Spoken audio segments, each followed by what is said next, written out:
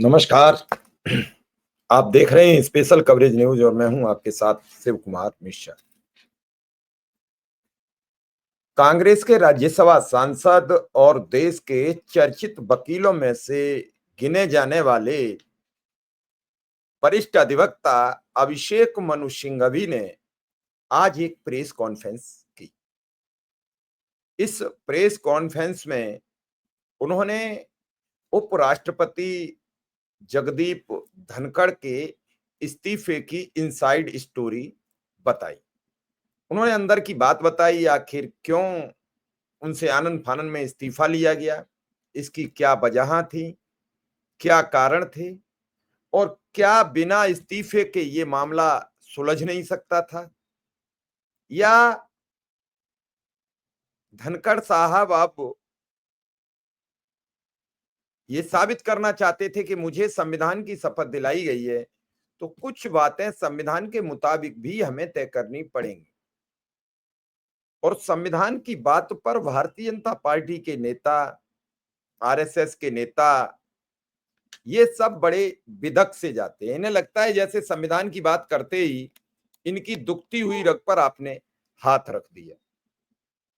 मुझे नहीं मालूम, लेकिन बार-बार जब संविधान का जिक्र आता है तो भारतीय जनता पार्टी के नेता बिदक जाते हैं, निराश हो जाते हैं, हताश हो जाते हैं। आपको याद होगा कि 2024 का लोकसभा चुनाव ये मील का पत्थर बनाना चाहते थे। ये चाहते थे कि हम 400 सीटें लाएं और संविधान में आमूल-चूल नहीं, बड़ा परिवर्तन कर दें। ये बात जनता की समझ में आई और जनता ने इसको हाथों हाथ ले लिया। अगर हम बात करते हैं तो दलित और पिछड़े समाज के जो लोग हैं, वो 2-3 राज्यों के ज़्यादा एग्रेसिव हैं। इनमें पहले नंबर पर उत्तर प्रदेश है, दूसरे नंबर पर महाराष्ट्र है, तीसरे नंबर पर राजस्थान है, बिहार है। ये वो राज्य हैं जहाँ के लोग अब थोड़े-से शिक्षित हो चुके हैं और वो संविधान बदलना, शिक्षा का अधिकार, रोजगार, आरक्षण, भ्रष्टाचार, इन मुद्दों पर अपनी राय रखना, खुल के बात करना, वो थोड़ा-सा समझने लगे हैं। भारतीय जनता पार्टी का वो वीडियो वायरल के संविधान बदलेंगे, उससे उनका मामला रुक गया और वो 240 सीटों पर सिमट गए। नरेंद्र मोदी 12 वर्ष मुख्यमंत्री रहे और 11 वर्ष अब प्राइम मिनिस्टर रह लिए। आज तक वो 2024 से पहले कभी अल्पमत की सरकार का नेतृत्व नहीं किया है। अब इस बार नेतृत्व कर रहे हैं तो कई चौंकाने वाली बात आ रही है। कुछ लोगों का मानना है कि वाइस प्रेसिडेंट धनखड़ साहब ने आंध्र प्रदेश के मुख्यमंत्री एन चंद्रबाबू नायडू से अपना समर्थन वापस लेने की बात कही थी। वो योगी आदित्यनाथ को प्रमोट कर रहे थे कि जल्दी से प्राइम मिनिस्टर बनाया जाए और इसको लेकर कई मंत्रियों से उन्होंने योगी जी का साथ देने की बाबत बातचीत की। ये सारी बातें उन मंत्रियों ने अमित शाह और मोदी को बता दी।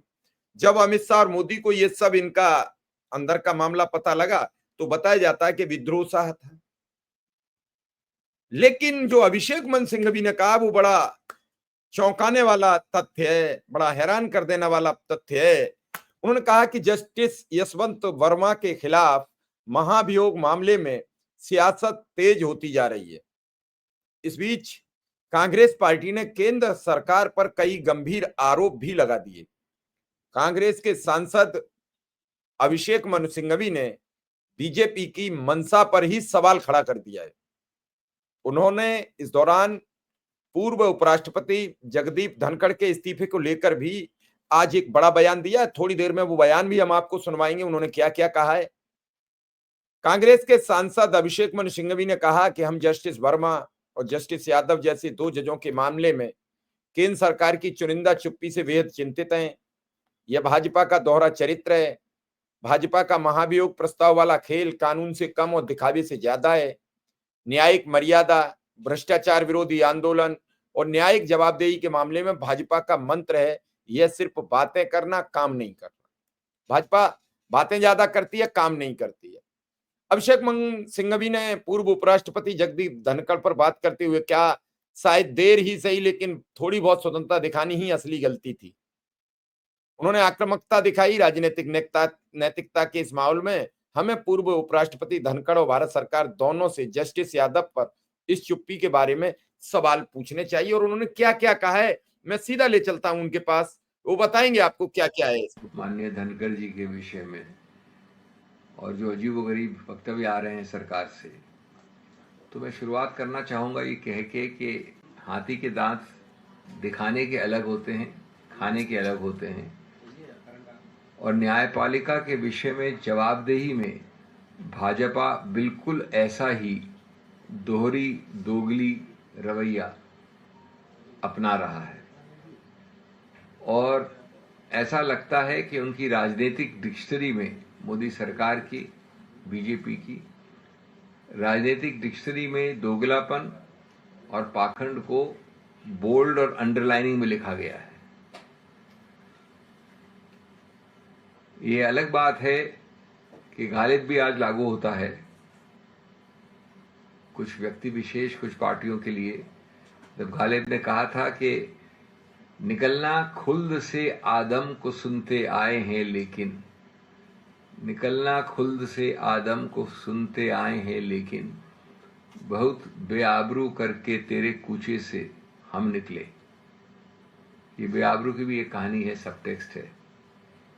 दोस्तों, 21 जुलाई 2025 को कांग्रेस ने, अन्य पार्टियों ने कटिंग अक्रॉस लाइंस और विशेष रूप से कांग्रेस ने निर्णायक संवैधानिक एक मोशन पेश किया राज्यसभा में, जो अनौचित्य के विषय हैं जस्टिस वर्मा के विषय में, और ये 63 मेंबर्स ऑफ पार्लियामेंट द्वारा हस्ताक्षर थे।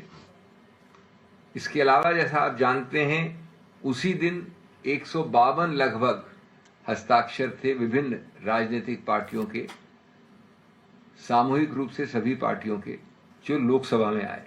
63 यहाँ, 152 वहां। अब जो उस दिन इस मोशन पे उस वक्त के माननीय उपराष्ट्रपति श्री धनखड़ साहब ने जो कहा, अध्यक्ष राज्यसभा ने, मैं कोर्ट में बोल रहा हूं, मेरा कोई एक भी शब्द नहीं है, quote unquote, honourable members, I need to inform you that I have received a notice of motion to constitute a statutory committee for removal of Justice Yashwant Verma. This has been received by me today. It is signed by more than 50 members of the Council of States, and thus it meets the numerical requirement of signing by members of Parliament for setting in motion a process for removal of a High Court judge. ये कोई मेरा शब्द इसमें एक भी नहीं है, आगे पढ़ रहा हूं उन्हीं के शब्द।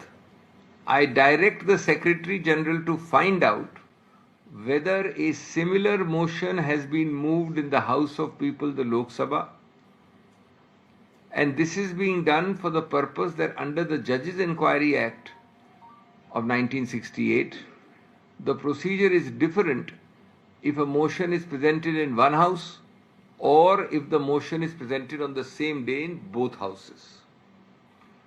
और इस प्रक्रिया में अंतिम बहुत महत्वपूर्ण है, उसके कुछ ही समय बाद हाउस में, आपके कैमरास हमारी दृष्टि के सामने सबके पास रिकॉर्डेड है, माननीय धनखड़ साहब ने औपचारिक रूप से पूछा कानून मंत्री मेघवाल साहब से कि दूसरा मोशन लोकसभा में हुआ है कि नहीं, और मंत्री महोदय ने उठकर हां कहा। तो ये तो तथ्य हुए। तो उन्होंने क्या किया, ये क्या कह रहे थे, वो क्या प्रक्रिया कर रहे थे? कल आपको एक बड़ा ज्ञान दिया गया है, पूर्व कानून मंत्री ने ये ज्ञान दिया है कि कोई मोशन एडमिट ही नहीं हुआ राज्यसभा में, याद है आपको? तो अगर ये है, तो ये प्रक्रियाएं जो थी माननीय अध्यक्ष राज्यसभा की, इतना बड़ा वक्तव्य देने की, motion set in motion the process, पूछा कि वहां भी है कि नहीं, वहां अगर है तो प्रक्रिया ये होगी, और लॉ मिनिस्टर मेघवाल ने हाँ कहा। तो मैं जानना चाहता हूं कि ये सब जो धनखड़ साहब बोल रहे थे, वो क्या हो रहा था? ये कोई एक ड्रामा हो रहा था, या शब्दों का इस्तेमाल हो रहा था बिना किसी मायने के, या ये सब कोई एक ऑटो पायलट पे चल रही थी, कोई फिल्म चल रही थी? और कहीं किसी किताब में ये लिखा है कि न्यायाधीश के बतौर अध्यक्ष राज्यसभा को एक निर्णय लिखना पड़ता है बिफोर एडमिटिंग अ मोशन को एडमिट करने के लिए निर्णय लिखना पड़ता है कारणों के साथ, कोई शब्दावली इस्तेमाल करनी पड़ती है। अरे भाई, जब वो कह रहे हैं कि मेरे पास जो कानून के सब तथ्यों को सेटिस्फाई संतुष्ट करते हैं वैसा मोशन आ गया है राज्यसभा में, ये मालूम कर लीजिए कि वहां भी अगर ऐसा है तो हम लोगों को सहयोग के साथ जॉइंटली संयुक्त रूप से करना पड़ेगा।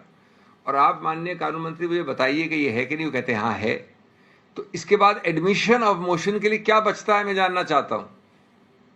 ये कैसा एक विचित्र संज्ञान मिला है हमें कल सरकार से। तो जरा इसके पहले अब देखना आवश्यक है, इसके पीछे, पहले नहीं इसके पीछे देखना आवश्यक है। ये बहुत ही एक घिनौनी घृणात्मक अप्रोच दिखाता है इस नियंत्रण कंट्रोल फ्रीक सरकार का। पहले मैं आपको बताऊं, पहला मुद्दा जो मैं लेना इस संदर्भ में क्या हुआ, मैंने आपको बता दिया। आप भी वहां थे, हम भी वहां थे, कैमरा भी वहां थे और लोग भी वहां थे। अब इसका मायने क्या, इसका अभिप्राय क्या, इसके मुद्दे क्या है। पहला, आपको मालूम है भाषा क्या है उस एक्ट में। जो ये भाषा बड़ी सोच समझ के लिखी गई है कि अगर दोनों हाउसेज में सेम डे होगा मोशन, तो दोनों अध्यक्ष दोनों हाउसेज के, यानी माननीय स्पीकर ओम बिरला और माननीय अध्यक्ष धनखड़ जी उस वक्त जो थे, मिलजुल कर एक समिति जिसको स्टैट्यूटरी कमिटी ऑफ इंक्वायरी कहते हैं बनाएंगे। तो इसका मतलब क्या हुआ? इसका मतलब हुआ कि कानून द्वारा लिखा गया था इस बात को पहले से सोच समझ के, एंटीसिपेशन में, कि समन्वय, सहयोग, स्पष्टता और सामंजस्य के साथ दोनों एक साथ काम करेंगे हाउस में। ये तो बड़ी अच्छी बात है। इसमें कोई स्पर्धा नहीं थी कानून में कि मेरी स्पर्धा है उस दूसरे हाउस से कि मैं आगे निकल जाऊं या पहला हाउस पहले निकल जाए। सद्भाव था। क्यों? क्योंकि जब गंभीर मुद्दा है ऐसा किसी का इम्पीचमेंट, तो दोनों हाउसेस को साथ चलना चाहिए। ये बात बड़ी स्पष्ट है, पहला मुद्दा। दूसरा, उसके कुछ समय बाद धनखड़ जी इस्तीफा दे देते हैं। घोषित शाम को होता है लेकिन इस्तीफा दे देते हैं। और उस वक्त कभी नहीं कहते माननीय रिजिजू जी या मेघवाल जी की कोई ऐसा मोशन ही नहीं था, एडमिट ही नहीं हुआ। आज हम इसको ज्ञान सुन रहे हैं, संज्ञान और ज्ञान को, कल 4-5 दिन बाद। और जैसा मैंने कहा कि एक तरफ तो धनखड़ जी का जो चुप्पी है वो सबसे ज्यादा बोल रही है। धनखड़ जी की चुप्पी को हिंदी में सुवक्ता कह सकते हैं, मतलब एलोक्वेंट है। और दूसरी तरफ ये प्रश्न उठता है कि इतना बड़ा वक्तव्य देके माननीय कानून मंत्री से पूछकर अगर मोशन एडमिट भी नहीं हुआ तो क्या कोई शैडो बॉक्सिंग कर रहा था, कोई ड्रामा कर रहा था, कोई एक अजीबोगरीब एक मूवी चल रही थी क्या वहां पर? तीसरा मुद्दा ये दर्शाता है इस सरकार, इस सत्तारूढ़ पार्टी की असुरक्षा, इनसिक्योरिटी। उनको संवैधानिक प्रक्रिया से कोई संबंध नहीं है, उनका राजनीतिक, न्यायिक जवाबदेही से कोई संबंध नहीं है, उनका एंटी भ्रष्टाचार अभियान से कोई रुचि नहीं है। उनको एक चीज है सिर्फ, सरकार को और सत्तारूढ़ पार्टी को, कि कैसे हमारी शर्मिंदगी बचे कि किसी और ने इसमें पहल की, यानी कांग्रेस ने और अन्य पार्टियों ने पहल की। हमको अपनी पहल चाहिए, हमको अपना नियंत्रण चाहिए, हमको अपनी कंट्रोल फ्रीकिज्म चाहिए। हमें अपनी शर्मिंदगी बर्दाश्त नहीं हो सकती कि कोई और आदमी, ये नहीं है कि सिद्धांतों का कुछ मुद्दा है इसमें। और इससे मालूम पड़ता है कि सिर्फ आख्यान, नैरेटिव उनसे जब छिन जाए तो वो विचलित हो जाते हैं। जैसा मैंने कहा, तीनों बिंदुओं में उनका कोई इंटरेस्ट नहीं है। संवैधानिक सिद्धांत, संवैधानिक प्रक्रिया, समन्वय, सद्भाव का ये प्रावधान जिसमें दोनों को साथ वर्क करना है हाउसेस को। और आज आफ्टर थॉट के तौर पे कल माननीय रिजिजू जी ये वक्तव्य देते हैं, तो ईमानदारी, भ्रष्टाचार के विरुद्ध अभियान का कोई उनको फर्क नहीं पड़ता। चौथा बिंदु कि इसमें हम सब जानते हैं कि पहल बार बार वक्तव्यों द्वारा प्रेस में, संसद जब नहीं शुरू हुआ था तब कांग्रेस ने की। उस वक्त सरकार चुप रही या कभी कभी कुछ वक्तव्य आते थे, और जब कांग्रेस ने पहल करके पहले दिन ये प्रस्ताव रखा जिसको धनखड़ साहब ने नोटिस किया पूरी व्यापक रूप से, तो उस वक्त इनको लगा कि हम किनारे पे खड़े हैं, तो इस पूरे प्रक्रिया को अपने हाथ में लेने के लिए, काबू में लेने के लिए इसको निरस्त करो, उपराष्ट्रपति को भी निरस्त करो, खारिज करो, खुद व्यक्ति को भी और प्रस्ताव को भी, और लोकसभा ले जाओ। ये किस प्रकार की सरकार है? ये किस प्रकार का अप्रोच है? दूसरा, पांचवा, आपको चिंता इस बात की नहीं है कि जो प्रावधान है कानून का वो उदार दिल प्रावधान है। उस प्रावधान में, जैसा मैंने कहा, सद्भाव, सहयोग, सामंजस्य, साथ चलने की प्रावधान है कि दोनों हाउस करेंगे। आपको उस उदार दिल प्रावधान की चिंता नहीं है, आपको सिर्फ इसका है कि फोकस किसने ले लिया, who stole the March, who stole the show. ये प्रवृत्तियां बता रहा हूं मैं आपको, ये कितना छिछला, कितना उथला, कितना पेटी है कि घोषणा पहले कौन करे। मैं पहले करूं लोकसभा में, आप कैसे कर सकते हैं राज्यसभा में, जबकि प्रावधान कहता है कि दोनों साथ कर सकते, करना चाहिए। बल्कि अखिल भारतीय स्तर पे अगर 700-800 मेंबरान संसद के दोनों हाउसेस के साथ मूव करते हैं तो ज्यादा मजबूती किससे मिलती है?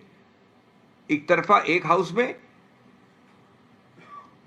एक और मुद्दा है कि ये द्विदलीय, मल्टीदलीय साथ लेके चलने की कभी भावना नहीं रही इस सरकार की और सत्तारूढ़ पार्टी की। हम अकेला, जो एक अहम है, जो अहंकार है, यही द्योतक है, यही है इन सब चीजों की, इन सब एक्शंस की, अजीबोगरीब एक्शंस का कारण। और सरकार ने एक प्रकार से एक संस्थापिक तोड़फोड़ की है, इंस्टीट्यूशनल सैबोटाज किया है और संविधान का उल्लंघन किया है। ये कल वाले वक्तव्य द्वारा ये प्रक्रिया अवरुद्ध की है जो सहयोग और साथ दोनों हाउसेस को लेकर चलने की कानून में लिखी हुई है। ये आज नहीं बनी, पहले से बनी हुई है। ये लोकतांत्रिक मूल्यों को उदार दिल से ऊपर लेता है ये कानून, और आप इसको नष्ट करके क्रश कर रहे हैं, इसको तोड़ रहे हैं, संवैधानिक विघटन पैदा कर रहे हैं। बायपार्टिजानशिप का, द्विदलीय मल्टीदलीय भावना का तो सोच भी करना इस सरकार या सत्तारूढ़ पार्टी से एक गलती होगी। एक छठा या सातवां खतरनाक परिणाम मैं चाहूंगा कि न हो, इससे उभर के आता है।